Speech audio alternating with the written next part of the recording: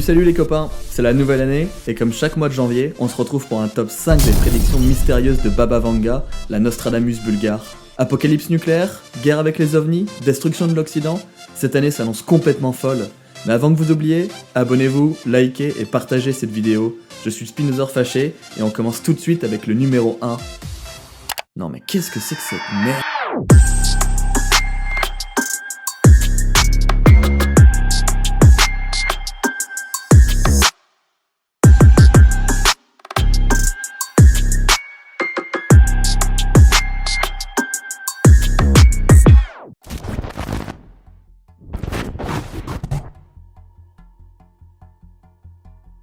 Baba Vanga.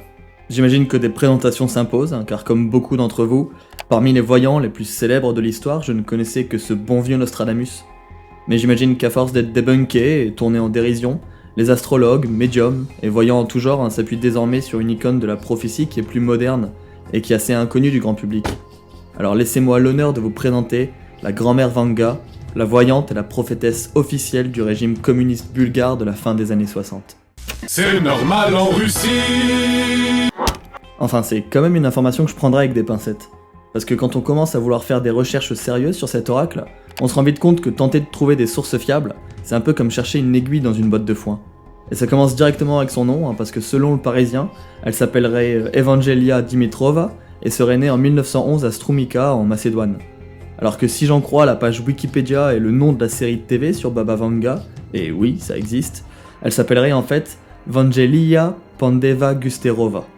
Comme quoi on trash talk toujours Wikipédia, mais de notre côté, pour faire plus simple, nous l'appellerons Evangelia Dimitrova Pandeva Gusterova, la grande oracle de l'URSS, la prophétesse de l'Apocalypse. Bonjour à tous et à toutes, je suis Sylvain Pierre Durif, le grand monarque, le Christ cosmique, le Messie. Ce qui semble en revanche être clair pour tout le monde, c'est que Baba Vanga serait décédée en 1996 à Petrich en Bulgarie, et qu'elle aurait développé ses pouvoirs mystiques 7 ans après avoir perdu la vue à l'âge de 12 ans. Bon, pour les raisons de sa cécité, là encore ça se discute. Selon Paris Match, elle aurait été emportée par un mystérieux tourbillon, alors que sur Wikipédia on parle plus d'une tempête qui lui aurait rempli les yeux de sable. J'ai vraiment l'impression que les journalistes de Paris Match étaient en roue libre sur cet article.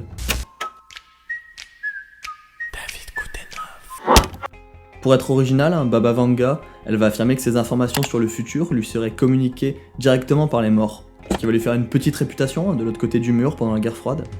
La légende raconte qu'elle aurait eu sa première vision en 1941, une vision qui lui aurait alors révélé le destin de plusieurs hommes de son village qui auraient été tués ou épargnés par la guerre. C'est à ce moment que sa réputation elle va commencer à se propager et que les soldats bulgares, alliés de l'Allemagne à l'époque, viennent la consulter. C'est même l'un d'entre eux qui épousera l'oracle juste après la guerre.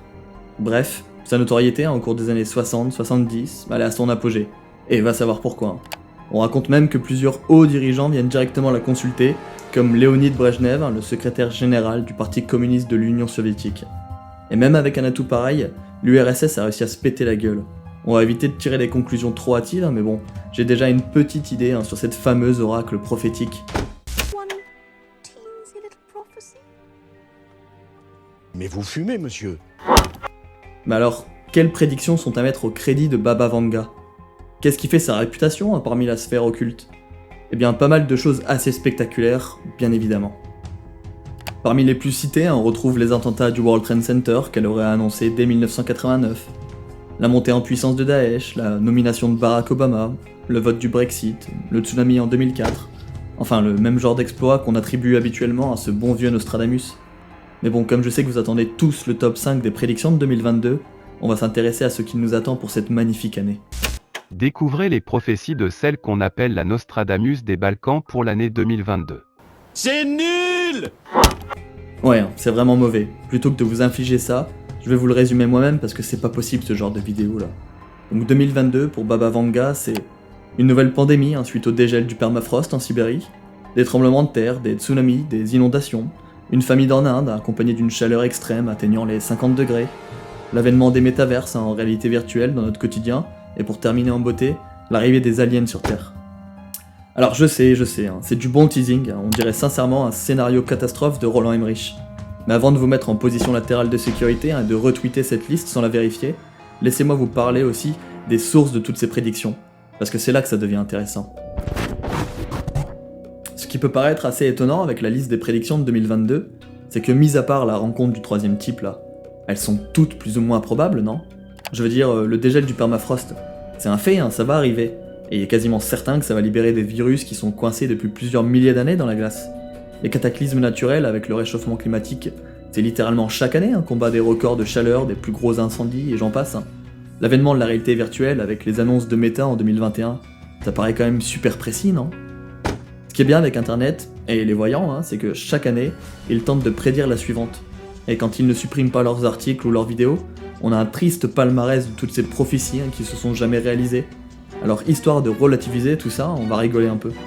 Baba Vanga décède le 11 août 1996, date qu'elle avait elle-même annoncée plusieurs années à l'avance, après avoir refusé de se rendre dans un hôpital pour soigner son cancer qu'il a rongé depuis des années. Ok, donc elle connaissait la date de sa mort, mais elle a refusé de se soigner pour mourir de son cancer. Donc est-ce qu'elle avait vraiment raison, ou elle a agi pour avoir raison? Personnellement, j'aurais tenté le coup quand même, non? Enfin, c'est pas la première à faire cette erreur, bien évidemment. Oh non, pas ça. Pas aujourd'hui, pas maintenant, pas après tout ce que tu as fait. Elle a également prédit l'élection d'un président de couleur, en référence à Obama, couleur noire, dans un futur indéterminé, à l'époque elle savait pas, mais elle a ajouté qu'il serait ça serait le 44e président de l'histoire des États-Unis d'Amérique. C'est le Barack Obama est donc le 44e président des États-Unis d'Amérique. Là encore une fois, elle ne se trompe pas. Elle a aussi prédit que ce serait le dernier avant l'effondrement des États-Unis. Bon, ok, l'administration Trump, c'était vraiment un cirque. Mais les États-Unis, ils se sont pas effondrés, non? Elle a affirmé que le règne du président noir, donc elle ne savait pas qui c'était à l'époque, coïnciderait avec le début de la Troisième Guerre mondiale, qu'elle qualifie de Grande Guerre musulmane. Ouais, toujours pas de nouvelle guerre mondiale en approche, quoi. C'est vraiment pas fameux tout ça. Bon, on va un petit peu rigoler parce que certaines sont quand même un peu grosses, mais restent quand même plausibles. Alors en 2010, prophétie non réalisée, début d'une Troisième Guerre mondiale. Elle avait prévu la Troisième Guerre mondiale en 2010. Bon, au moins, il a l'honnêteté de présenter les erreurs de la grande prophète bulgare. Cependant, les erreurs des oracles, c'est quelque chose d'admis dans les pseudosciences. D'ailleurs, on présente souvent les pouvoirs de Baba en précisant que son taux de prédiction avéré, il est de 85%. Donc s'il y a des erreurs, c'est pas grave, ça rentre dans les 15% de marge. Alors il vient d'où ce chiffre? Ça serait cool de pouvoir le vérifier nous-mêmes, non? Le problème, c'est qu'en effectuant de mes recherches sur Baba Vanga, tout ce que je trouvais, c'était des articles de presse ou de blog qui reprenaient des prédictions des années précédentes ou à venir, sans jamais citer de source, ni même le texte de base qu'on aurait transformé en prédiction dans un contexte un peu plus moderne. Parce que de la même manière qu'on essaye de faire dire tout et n'importe quoi aux centuries de Nostradamus, je pensais naïvement que pour Baba Vanga, on pourrait retrouver les textes originaux de ces prophéties afin d'analyser tout ça avec un jugement qui serait un peu plus sceptique et critique. En l'an maudit des 2-20, un mal affreux portant nom de Cervoise mettra les hommes en bière. Certes, on peut se dire que c'est de l'humour, mais non, le type va plus loin, il dit 20 et 20, ça fait 2020, il s'agit bien de l'an 2020. Nostradamus prévoit aussi que le mal dont il parle portera un nom de bière, donc la Corona, et fait, sans le vouloir, un jeu de mots à travers le temps, puissant. Alors là, pareil, est-ce que c'est de l'humour ou est-ce que c'est quelqu'un qui vraiment a tenté de faire un fake? Bon, voilà, évidemment, c'est un fake.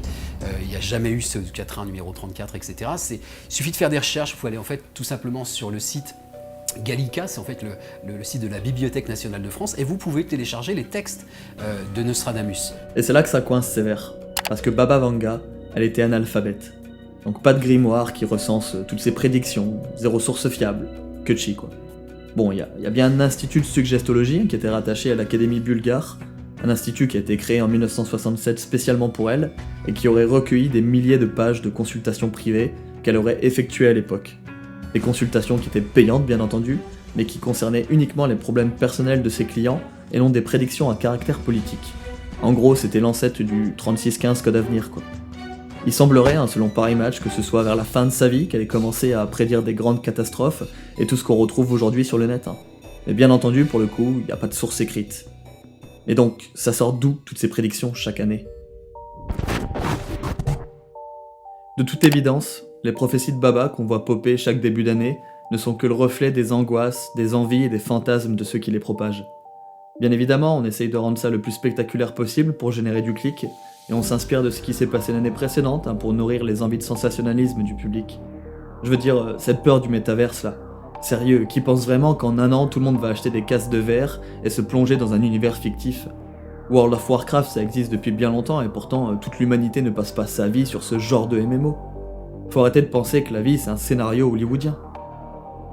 Et même si des textes originaux existaient vraiment, ce qu'ils annonceraient sera encore débat à l'interprétation. Car comme pour l'astrologie, Nostradamus ou même certains textes sacrés, l'interprétation que chacun en fera ne sera que représentative des croyances et des convictions de tout à chacun. Ce genre de discipline, c'est vraiment casse-gueule, et pour le prouver, on va faire un petit jeu ensemble.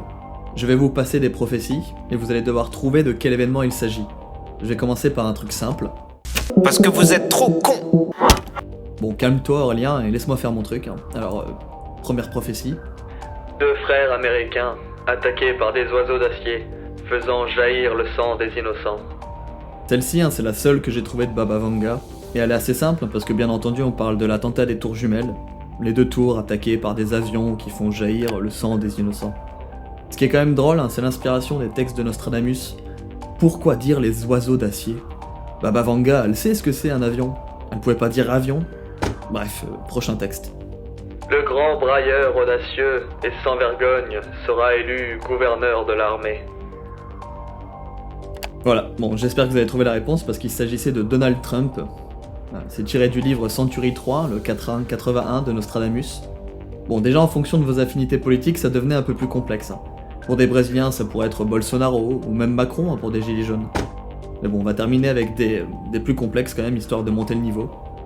Temple sacré, prime façon romaine, rejecteront les gaufres fondements, prenant leurs lois premières et humaines, chassons non tous des saints, les cultements. 8ème quatrain de la 2ème centurie de Nostradamus, selon les experts, avec des guillemets bien sûr, c'est censé annoncer la fin de l'Union Européenne. Et oui, désolé petit piège, c'est pas encore arrivé, mais bon, si vous voulez devenir des astrologues, faut bien commencer à entraîner votre 3ème œil, non? Allez, un petit bonus pour la fin. Le lion jeune, le vieux surmontera, un chant bellique par singulier duel, dans cage d'or les yeux lui crèvera, de classe une, puis mourir mort cruelle. Et voilà, c'est terminé, le jeu est fini, vous pouvez compter vos points. Celle-ci, pour la trouver, il fallait vraiment connaître Nostradamus parce qu'en effet, selon les spécialistes du prophète, ça annoncerait la mort du roi Henri II, qui est décédé dans un tournoi organisé en l'honneur d'un double mariage. Bon, ça nous fait une belle jambe tout ça. J'espère au moins que ce petit jeu vous aura montré qu'on peut faire dire tout et n'importe quoi avec des grandes phrases mystérieuses. N'hésitez pas à mettre vos scores de réussite dans les commentaires, et soyez fair play, n'allez pas vous rajouter des points, ceux au fond de la classe, là on vous voit. Je serais quand même curieux de savoir si des personnes arrivent à trouver toutes les réponses, ou même de savoir ce que vous avez cru voir dans ces phrases fourre-tout qui n'ont pour moi pas grand intérêt.